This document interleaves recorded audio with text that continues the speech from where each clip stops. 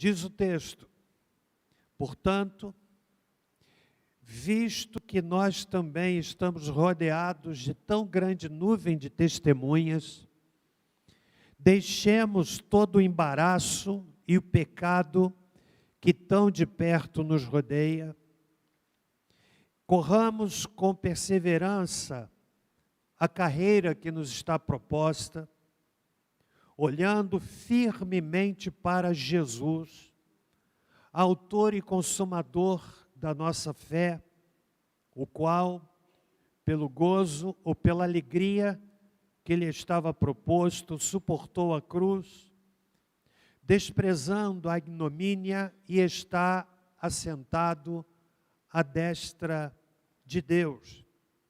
Considerai aquele que suportou tal oposição dos pecadores contra si mesmo, para que não vos canseis, desfalecendo em vossas almas. Ainda não resististes até o sangue, combatendo contra o pecado, e já vos esquecestes da exortação que vos admoesta como filhos. Filho meu, não desprezes a correção do Senhor, e não desmaies quando por ele fores repreendido, porque o Senhor corrige a quem ama e açoita a todo o que recebe por filho. A vida cristã, meus irmãos e minhas irmãs, é uma luta constante. E todo cristão verdadeiro quer obter êxito na sua vida cristã. É uma luta diária, todo dia, o tempo todo. Somos confrontados em todos os momentos diante de valores que contrariam os valores que nós acreditamos à luz da palavra de Deus. E, infelizmente, há muitos que sucumbem, há muitos que não conseguem ter vitória e têm uma vida cristã flutuante, imprecisa e às vezes até de derrota.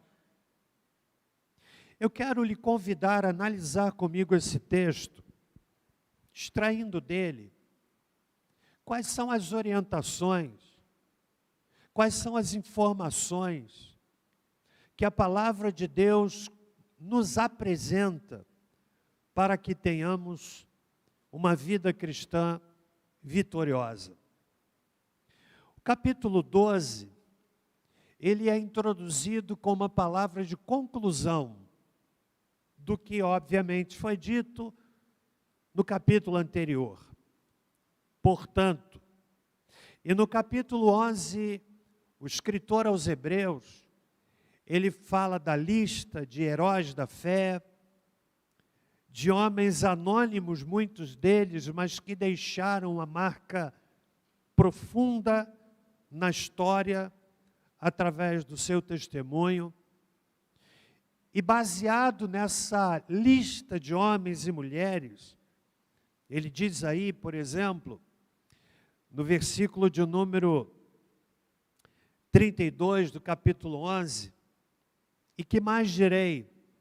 Certamente me faltará tempo para falar de Gideão, de Baraque, de Sansão, Jefté, Davi, Samuel e dos profetas, os quais pela fé venceram reinos, praticaram justiça, alcançaram promessas, fecharam a boca de leões, apagaram a força do fogo, escaparam do fio da espada, da fraqueza tiraram forças, tornaram-se poderosos na batalha, puseram em fuga exércitos de estrangeiros, mulheres receberam pela ressurreição os seus mortos, uns foram torturados, não aceitando o seu livramento, para alcançar superior ressurreição, outros experimentaram escárnios e açoites e até algemas e prisões, foram apedrejados, foram tentados, foram cerrados pelo meio, foram mortos ao fio da espada, andaram vestidos de peles de ovelhas e de cabras, necessitados, aflitos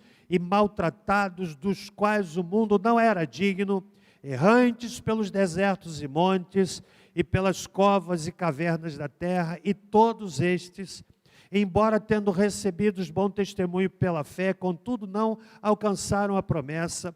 Deus havia promovido coisa superior a nosso respeito, para que eles, sem nós, não fossem aperfeiçoados. Portanto, e a partir do capítulo 12, então, o autor do livro aos Hebreus nos desafia ao enfrentamento daquele que é, sem dúvida alguma, o inimigo mais poderoso contra o qual nós precisamos lutar, que se chama pecado. Nós somos chamados a fim de que possamos olhar para o passado e encontrarmos inspiração para o futuro. O autor da epístola, ele faz uma analogia no capítulo 12 com algo que era muito comum no tempo antigo, que eram os jogos atléticos. E ele pega essa figura do atletismo para dizer: corramos com perseverança. Nós sabemos que o Senhor Jesus efetuou, o que Ele efetuou na cruz, tem caráter pleno e definitivo. Nós fomos lavados dos nossos pecados através da morte de Jesus Cristo na cruz. Mas isto não significa dizer que nós não devamos investir esforço diário para termos uma vida cristã que agrade a Deus. Nós temos a certeza do pódio, mas nós ainda estamos na pista de corrida. E esta analogia com corrida serve para ilustrar a caminhada cristã.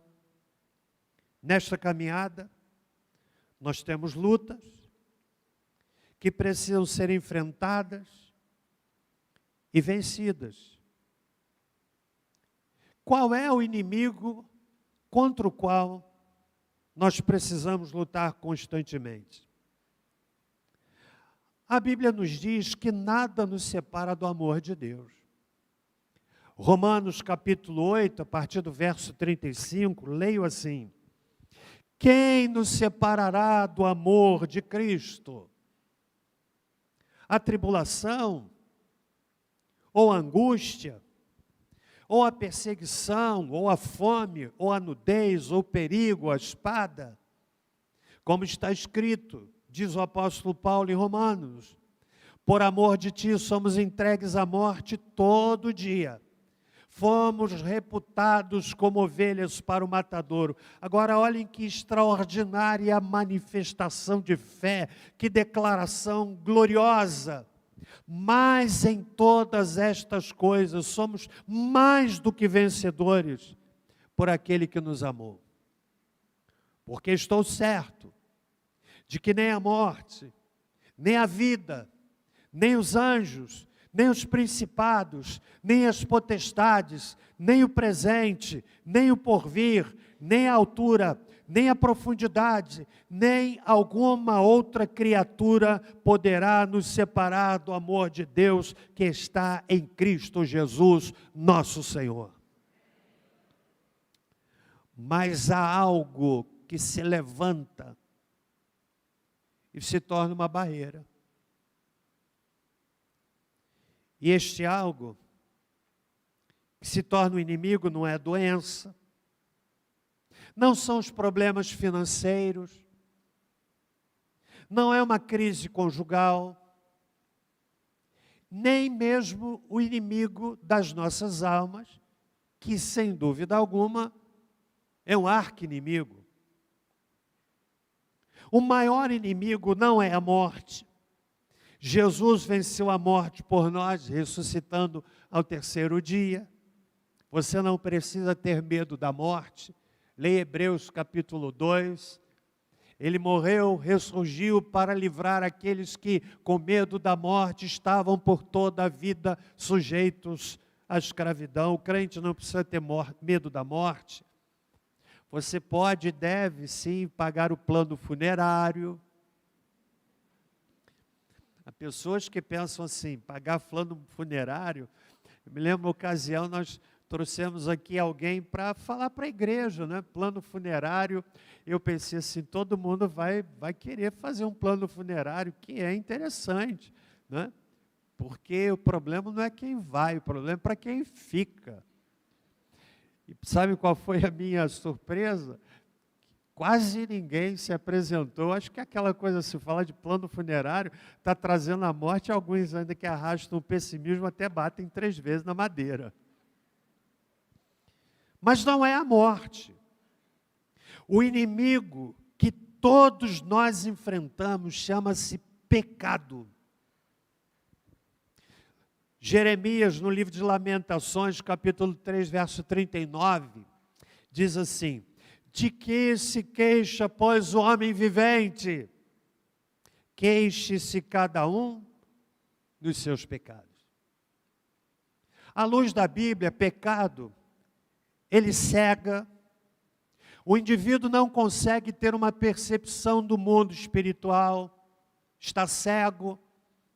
A menos que o Evangelho retire a venda da sua mente, ele vai continuar escravo da tradição, ele vai continuar escravo de coisas que ele faz, porque ele não compreende, a mente não foi aberta, porque o pecado cega.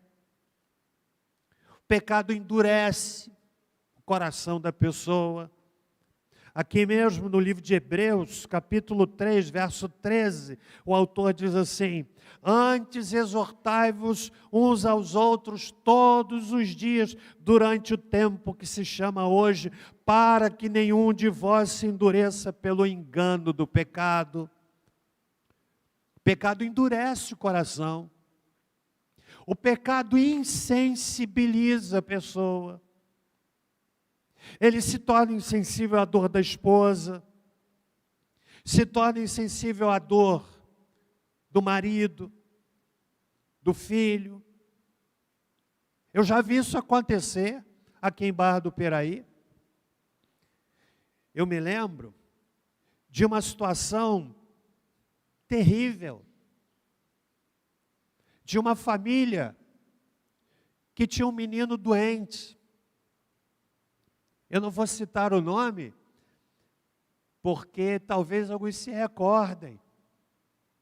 A boa maioria que nem sabe de quem eu estou falando, mas eu me lembro da situação daquele menino. O pai dele decidiu sair de casa, abandonou a esposa, encontrou um amante, e o menino doente, e a sua doença potencializada pela saudade que ele tinha do pai. O menino queria ver o pai, ele estava definhando na sua saúde, O pai foi informado de que o seu filho doente, em cima da cama, o que ele mais queria era ver o seu pai. Mas o pai insensível, o pecado endureceu o coração daquele homem. E senhoras e senhores, que tristeza. Eu acompanhei aquele momento. Acompanhei a dor daquela família. O menino morreu sem ver o pai, porque o seu pai, endurecido pelo pecado, tornou-se insensível. Pecado engana. Aí no texto diz que nenhum se endureça pelo engano do pecado. O pecado engana. No livro de Provérbios é dito que no seu início é doce como mel, mas o seu fim é amargo como fel. Pecado engana, deforma, destrói.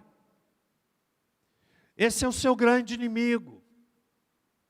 É sutil, vai deformando o indivíduo, vai degradando, vai equivocando, E o indivíduo pensa que é o cara, mas ele não se dá conta de que ele está sendo enredado. Percebe?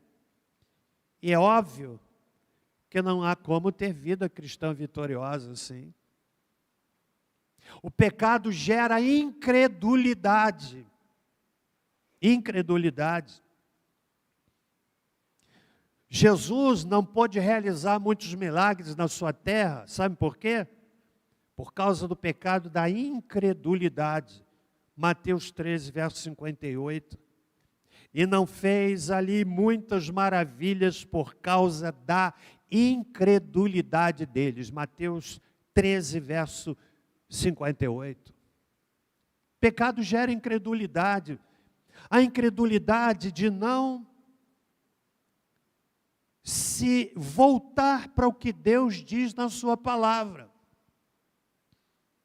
Pecado faz isso.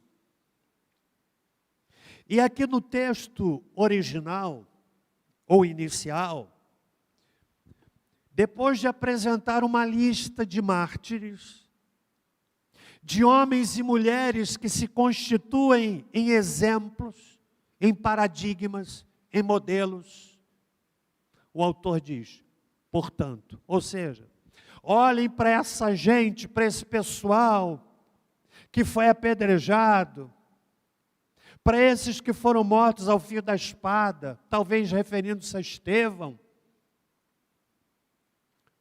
a Tiago, digo. Olhe para esses que foram apedrejados, talvez referindo-se a Estevão. Olhe para esses que foram cerrados. Há uma tradição que diz que o profeta Isaías, ele morreu cerrado ao meio. Mas o tempo da Inquisição também enriquece, amplia a lista de homens e mulheres que foram brutalmente mortos por causa da sua fé em Jesus. O autor está dizendo, olhem para estes, voltem a olhar para essa lista de heróis, de mártires, de homens e mulheres que pagaram um preço elevadíssimo da sua fé em Cristo. E corramos a carreira que nos está proposta. Como obter então êxito na vida cristã, lutando contra o pecado? Quantos estão comigo até aqui? Essa ideia de pecado, senhores, é tão séria. Paulo lutava contra isso todos os dias. Se você ler Romanos capítulo 7, vai ouvir o apóstolo Paulo dizer assim, da luta que havia dentro dele. O bem que eu quero fazer eu não faço, o mal que eu não quero eu faço. E eu vejo essas duas leis guerreando dentro de mim. A vontade da carne, a vontade do espírito. E esse dilema, esse conflito, essa crise era tão aguda na mente e no coração de Paulo, que ele dá um brado dizendo, miserável homem que eu sou, quem me livrará do corpo desta morte? Mas a pergunta não fica sem resposta. Ele emenda dizendo, mas graças a Deus por Cristo Jesus. Podemos ter vitória contra o pecado. Pecado não tem mais domínio sobre nós, diz Paulo em Romanos. O crente não é um pecador habitual, ele é ocasional, isto se, de fato, ele nasceu de novo. Olha para mim, irmão, é fácil você identificar se você é convertido ou não. Eu disse aqui quarta-feira, que conversão, falando sobre o Espírito Santo de Deus, conversão não tem esse negócio, eu não sei se eu sou convertida, é como grávida. Você conhece alguma mulher que diz assim, eu estou quase grávida? Existe. Existe um quase buraco, ou é buraco ou não é buraco, independente do tamanho. Não existe quase grávida, assim como não existe quase convertido. A gente até diz, não, fulano de tal, não mata, não rouba, não bebe, não joga, não fuma, é quase crente. Quase crente é totalmente o quê? Perdido. Ou é ou não é. E você sabe que a pessoa que se converte, o Espírito Santo vem habitar no seu coração. É um mistério, é um milagre, não tem explicação. Não são estrelas no céu, não é um clarão, mas quem se converteu percebe que ele foi vazado pelo Espírito Santo, vem habitar o seu coração, e aí começa um processo que a Bíblia chama de santificação. Como é que a gente identifica isso? Aí você faz alguma coisa que não agrada a Deus, o Espírito Santo não fala o coração? Incomoda. Assim, por que você falou desse jeito? Por que você falou isso para o seu esposo? Por que você falou isso para a sua esposa? Por que você pediu para alguém atender o telefone e dizer que você não estava? Não acontece isso? O Espírito chama você, o Espírito Santo fala, porque o desejo de Deus, amigos, é construir em nós a natureza de Cristo. E é um processo. Entende o que eu estou dizendo aqui? A natureza de Cristo. E o pecado, então, é aquele verdugo impiedoso que foi vencido na cruz do Calvário. E diante de nós uma luta diária. O autor, então, voltando ao texto, estão comigo até aqui, meus irmãos? Amém? Ele faz essa analogia de uma corrida. Como é que você pode obter vitória na vida cristã? Quero destacar no texto três ações, à luz do texto. Em primeiro lugar, o êxito na caminhada cristã é obtido com decisão. Decisão. No verso 1, ele diz: portanto, visto que nós também estamos rodeados de uma tão grande nuvem de testemunhas, e ele começa com um verbo. E este verbo aponta para a decisão. Qual é o verbo que aponta para a decisão, irmãos? Deixemos. Sabe o que é isso? Vou abrir mão. Deixemos todo o embaraço e o pecado que tão de perto nos rodeia. Os empecilhos a serem deixados de lado eram e podiam incluir antigas associações, laços com o mundo, hábitos e costumes que podiam se constituir em prejuízo. Tudo aquilo que facilmente assedia e que pode se apegar ao coração, criando hábitos nocivos para vencer tais coisas e ter uma vida cristã vitoriosa, não é sem problemas, exige decisão. Eu li e tenho repetido em muitos momentos sobre 3 chaves capazes de mudar muita coisa. 3 chaves. Primeira delas, a pessoa precisa querer. Se a pessoa não quiser, não tem mudança. Quantas vezes já ouvi em gabinete, ainda no ministério solteiro, eu me lembro claramente de um pai, você já deve ter me ouvido contar essa história, de um pai que veio me procurar, um senhor humilde, eu percebi a mão daquele homem calejada, e ele com o filho drogado, um menino com um pouco mais de 20 anos, ele se assentou à minha frente, e sabendo que a gente estava começando aqui um trabalho de ajuda a pessoas que querem sair das drogas, e ele veio aqui com o seu chapéu, tirou o chapéu, sentou ali à minha frente, e pastor, eu vim aqui procurar a sua ajuda, meu filho tem pouco mais de 20 anos, ele usa drogas, pastor, e é muito triste, porque eu já vi o meu filho de manhã cedo, na lata do lixo do bairro, pastor, tirando coisas da lata do lixo e colocando-as direto na boca,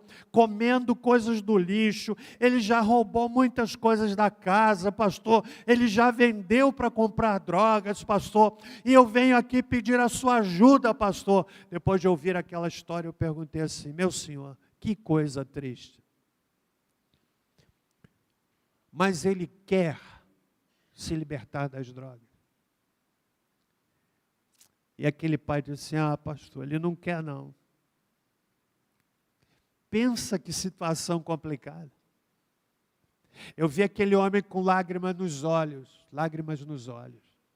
sofrido, triste.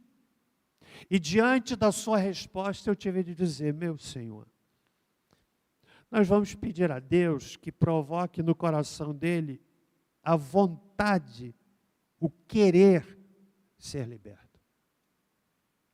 Se a pessoa não quiser, imagine o doente, o médico diz assim: aqui está o remédio que vai lhe curar. Se você tomar esse remédio, você vai ficar curado. E a pessoa diz assim: eu não quero tomar. Ela vai ficar curada? Sim ou não? Sim ou não? Porque não quer. Primeira chave, precisa querer. Segunda chave, anota essa, irmão, que é poderosa. Você precisa ter atitude. Há pessoas que dizem: eu quero trabalhar, mas não tem atitude para o trabalho. Eu quero conseguir um bom emprego. Isso é muito comum a gente ouvir, por exemplo, em crianças, né? O que você quer ser quando crescer? Quero ser médico. Querer não custa nada. Mas vai perguntar aos médicos, que aqui nós temos alguns médicos aqui, estudando de madrugada. Acho que eu ouvi da sua esposa, pastor Real, estudando de madrugada, tendo que pôr o pé dentro da água para não dormir. Prova no dia seguinte, anatomia, de não sei mais de quê. Aquelas provas fáceis que você tira assim, né? Só dá uma lida e consegue. É assim, quero ser médico. Vai ficar querendo ser, quero ser médico, mas não larga o celular. Aliás, irmãos, posso falar uma coisa aqui? Sim ou não? Se você dizer não, eu vou falar do mesmo jeito. Às vezes eu fico observando em alguns auditórios, todo mundo assim.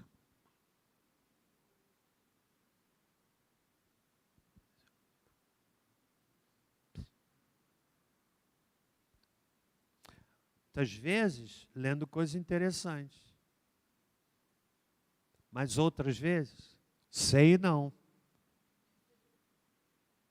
Não adianta só querer. Precisa ter atitude, é a segunda chave. Você quer ser médico? Então, amigo, rale. Dedique-se. Pague o preço para que você depois tenha a conquista. Querer, ter atitude e a terceira chave, fazer algum esforço. Faça algum esforço.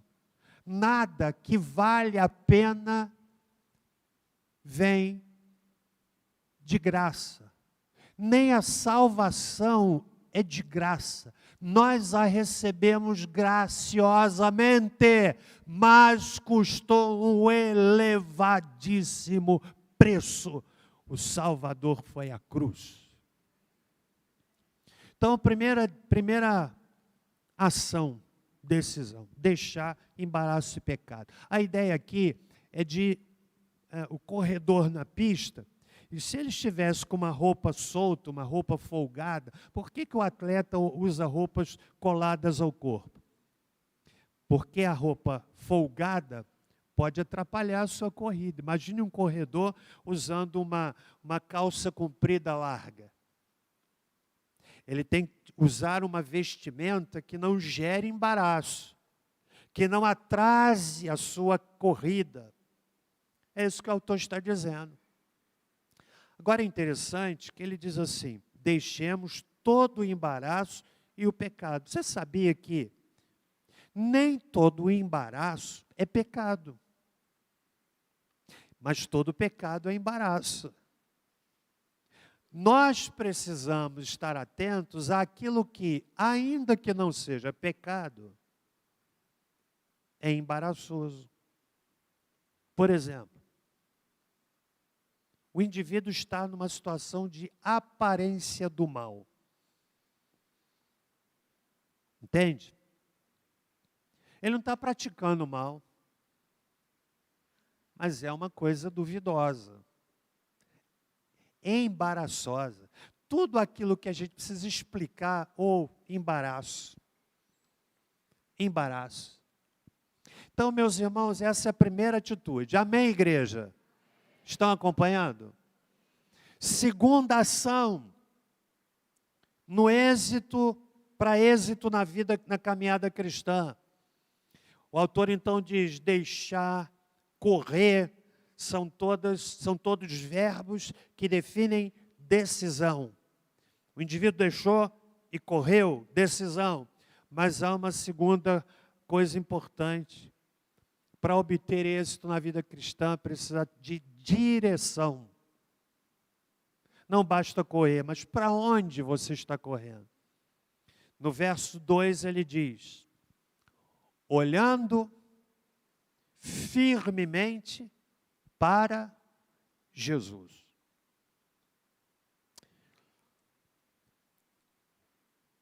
O que o autor está aqui ainda fazendo essa analogia com os jogos gregos, tem a ver com o fato de que quem corria deveria manter os olhos fixos no alvo do prêmio. Isso é direção. Jesus é a nossa inspiração. Nós devemos manter o nosso olhar fixo em Cristo.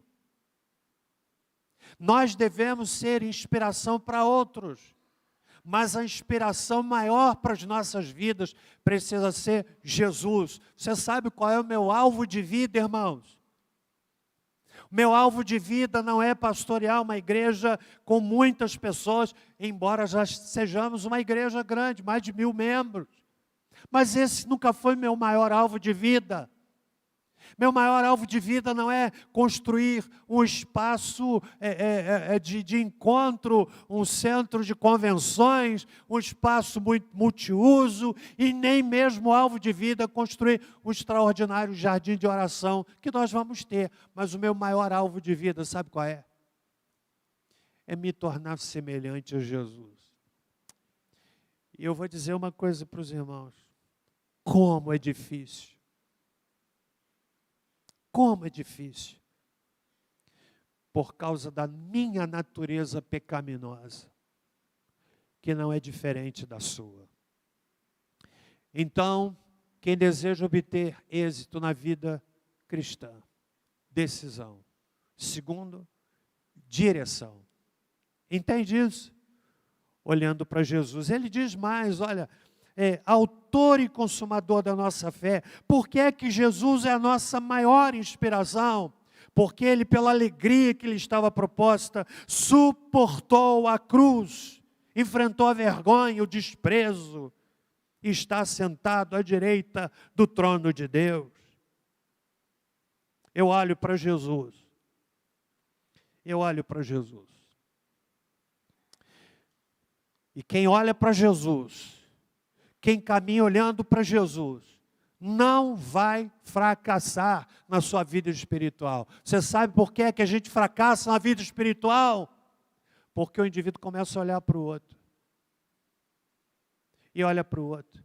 Como é que pode? O irmão fez isso comigo. Não vou mais à igreja. O olhar dele não estava em Cristo. Ele não decepciona. Ele não decepciona, irmãos. Então nós precisamos da direção. E por fim, para celebrarmos a ceia. Vocês estão comigo até aqui? Me acompanham? Está abençoando a sua vida? Você quer ter vida? Quer ter vitória na vida cristã? Você vai sair nessa manhã daqui da igreja desafiado a não ficar mais se lamentando, murmurando.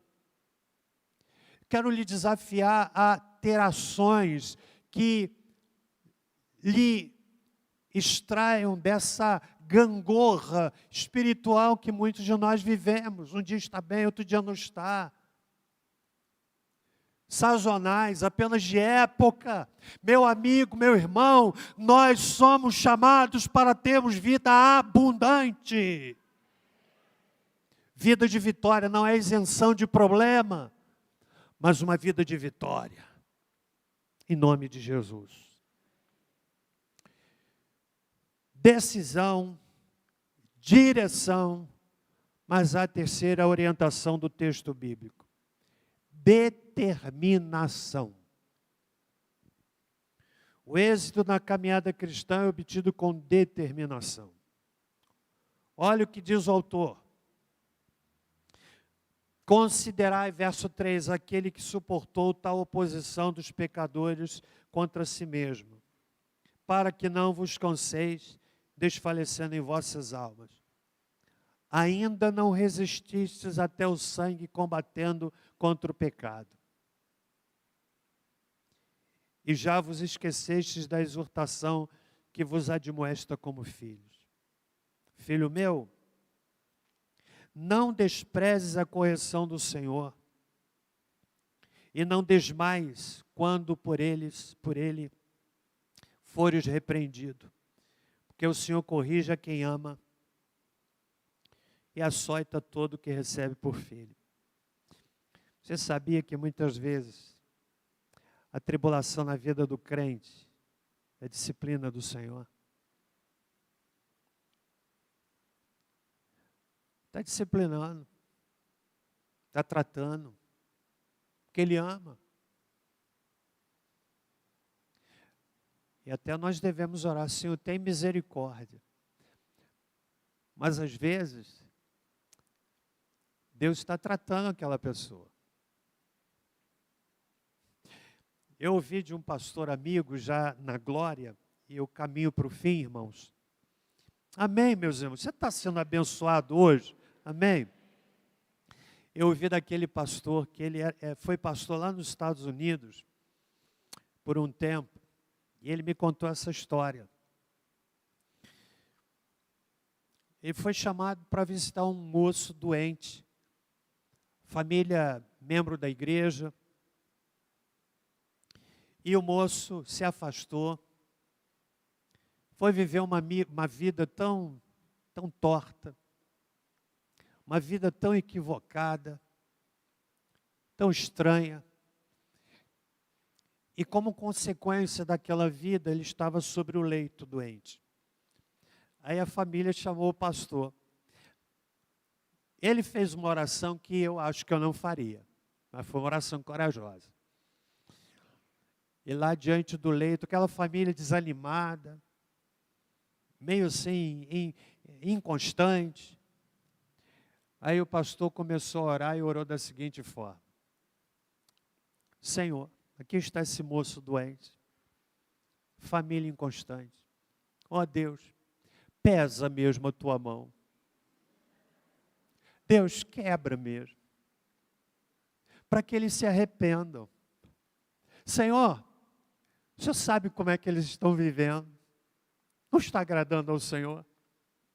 E aqui esse moço que conheceu o Evangelho se afastou, Senhor. Oh Deus, pesa mesmo a mão sobre ele. Eu não sei se eu faria uma oração dela, mas que dá vontade, dá. Eu acho que eu não faria uma oração dessa. Mas às vezes, aliás, eu diria, na vida do crente tribulação é tratamento.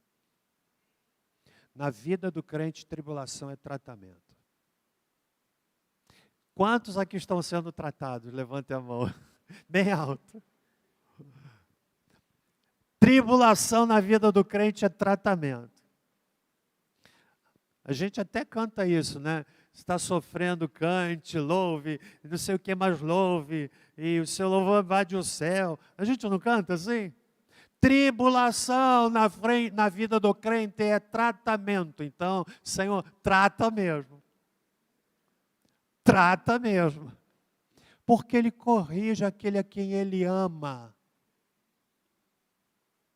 É para o nosso bem. Leia o restante do texto e você vai ver depois. Então ele diz assim: ainda não resististe até o sangue. Meus irmãos, os exemplos de Estevão, Tiago e outros que haviam enfrentado o martírio em Jerusalém serviam de encorajamento para que também os judeus destinatários desta epístola enfrentassem com determinação toda a dificuldade pelo nome de Jesus. Ainda não resististe até o sangue. Determinação. E quem tem decisão, direção e determinação, tem vida cristã vitoriosa. Amém? Vamos ficar em pé.